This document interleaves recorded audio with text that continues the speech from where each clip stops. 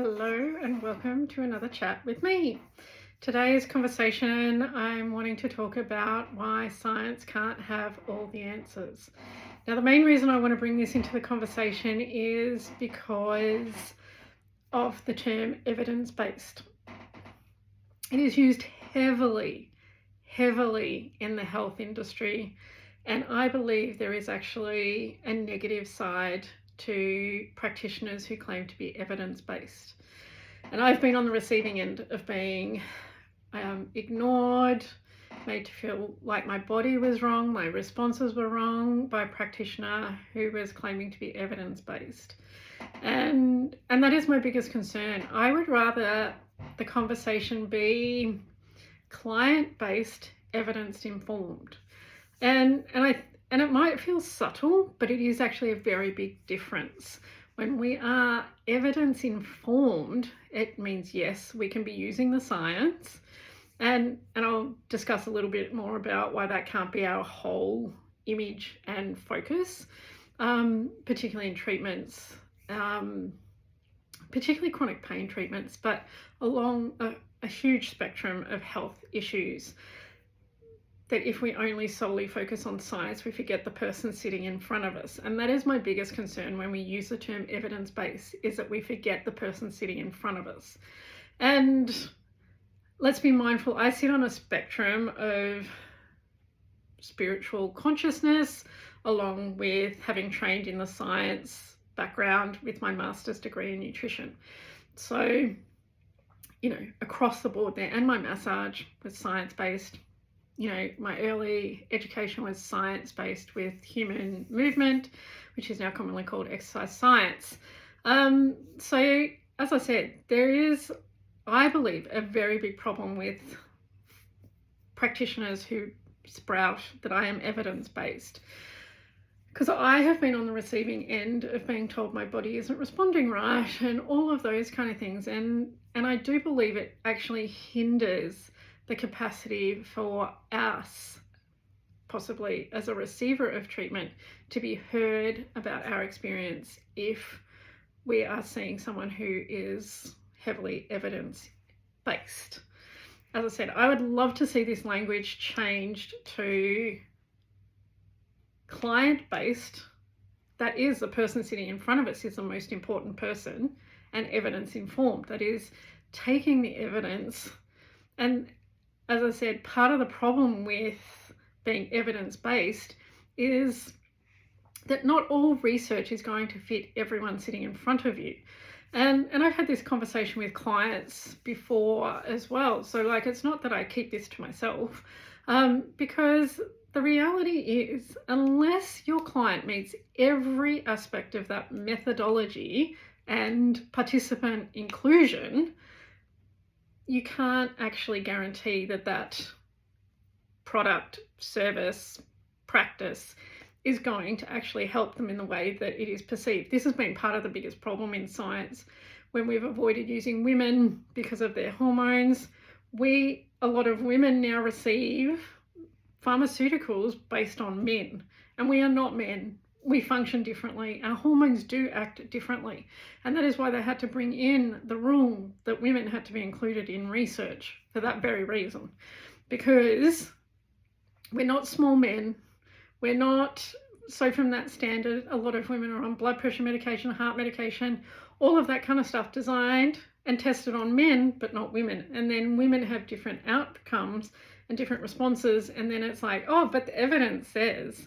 And that's my biggest problem. That is my biggest problem with being evidence-based, is that unless you can meet every aspect of that selection criteria for a participant, you cannot guarantee that the person in front of you is going to respond in the same fashion.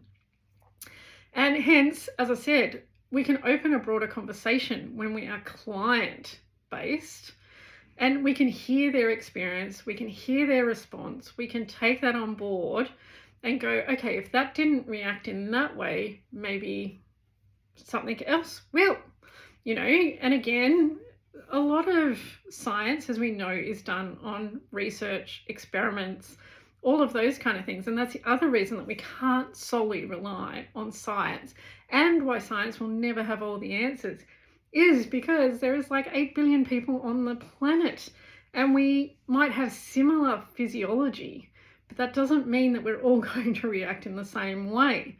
And experiments show that. There's bell curves, so there's outliers, there's people who sit in the middle, but there's people across a spectrum.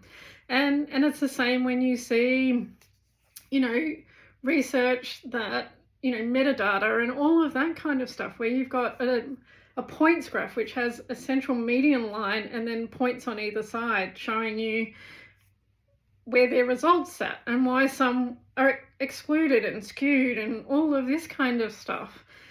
That's the reality of science, isn't it? It can't be the only proven method to create an answer for a person sitting in front of you. And that is, and second, I'll add another layer to that, is because when we rule out the placebo effect, this is my belief here, science is very anti-placebo effect. And I question the validity of taking the placebo effect out of our research and automatically ruling any evidence as meaning nothing because somebody managed to heal themselves or respond in the same way that the medication or treatment was meant to. And therefore that gets nullified. And it gets told that that's useless and that's worthless and all of those kind of things. Whereas I think we should be doing more research into the placebo effect and why some people's bodies, minds have the power to do that. And why are we not tapping into that more? Like, why not? So yeah, as you can see, I'm fired up about it. I would love to see more evidence, research done on the placebo effect, because if we know that there are people out there with that power, why are we excluding it? Why do we just deem it worthless, as opposed to an internal power that our body has and a capacity to heal itself under the right conditions? Mental, emotional, physical. We don't know enough about it. So I would love to see more research into the placebo effect, and hence, as I said, why science will never have all the answers is because there's so many individual variants of genetics, genes, all of that kind of stuff that will impact any outcome. Second, we rule out the placebo effect. Third, there's a certain person who goes on to research, right? Not every person who studies at university or goes on to do their master's and then goes on to do their PhD. I'm an example of that. I stopped at my master's degree. And I've said to people, there was nothing that I wanted to research enough to dedicate 5 to 7 years of my life. I'm not the only one saying that. So there is a lot of, as I said, researchers out there that, yep, they've gone and done their 7 years, congratulations, all of that kind of stuff.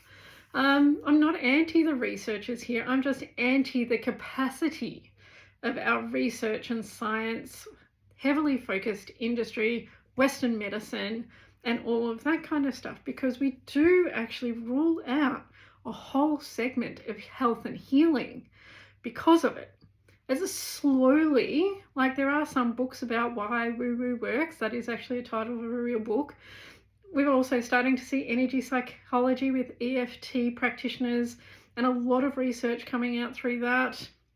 But that's taken a lot of time to get any of that through, and it needed someone at the top to go, yeah, I think that's valid, let's experiment with that. And hence, again, as I said, why science can't have all those answers is because we just don't have enough researchers.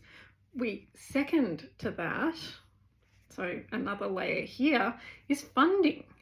Unless that research experiment can possibly make money for someone, it's not funded.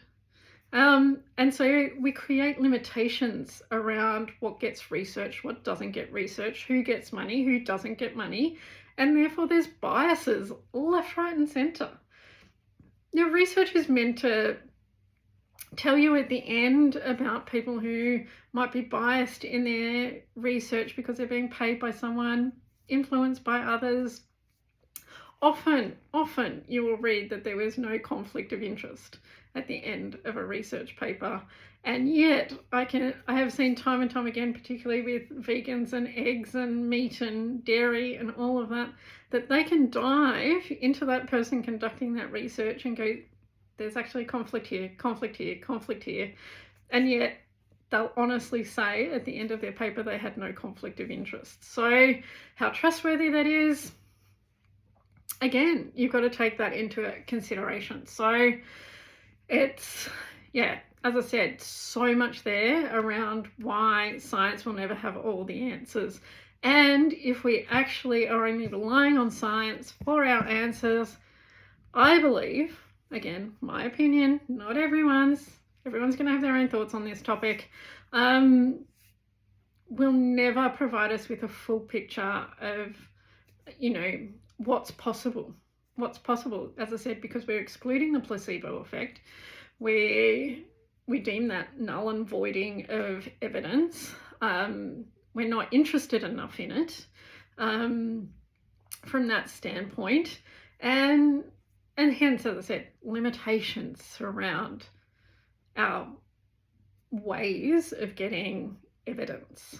And so, again, I would love to change this language and hear more about being client-based, evidence-informed, and that particularly if you as a practitioner come up against a client who is not responding as you believe they should, trust them, don't discount them, and consider that your science is not perfect.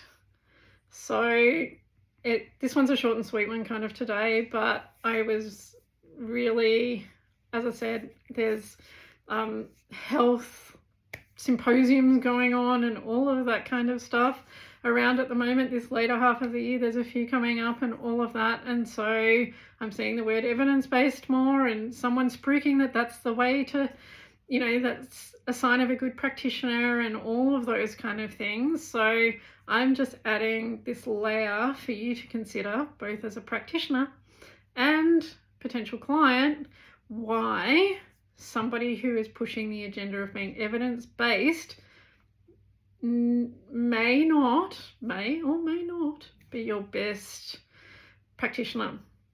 And as I said, I would like to see that language changed extensively throughout the health and wellness industry, the medical practice, all of those kind of things. And I've got a plethora of stories. Recently I will use my husband in this case, was told that he couldn't lower his cholesterol naturally because our GP had been off to some seminar where she was getting told that it can only be managed with medication and all of this and his wasn't even uber high, right?